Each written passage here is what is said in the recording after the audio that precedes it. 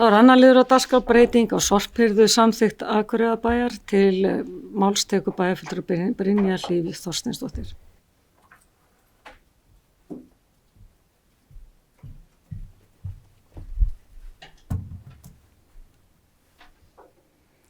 Forseti, ágætu bæjarfulltrúar, hér komin á dagskrá liður 4 í fundagerð bæjarráðs frá 4. desember 2025 og liður 5 í fundagerð umhverfis- og mannvirkjaráðs frá 25. nóvember 2025.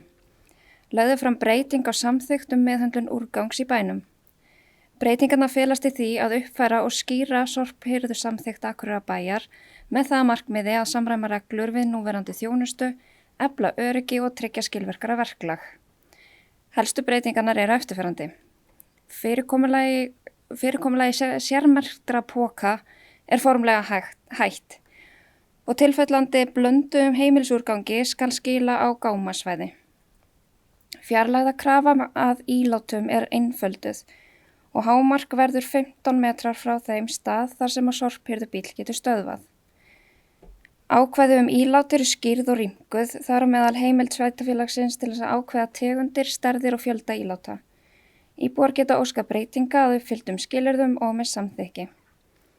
Kveðið er á skýrt verklag þegar ílát eru ekki hirt með formlegri tilkynningu til íbúa og leiðbeiningum úrbætur.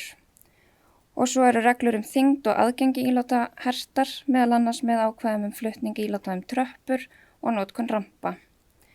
Þessar breytingar á samþykkt eru hérna komnar til fyrir umræðu. Þá hefur bæjarfulltrúi Brynja Hlíf Þorsteinsdóttir lokið máli sínu, orðið laust. Sem enginn hefur hvað sér hljóð, sér geta samþykkt, gerum ekki, það eru öll.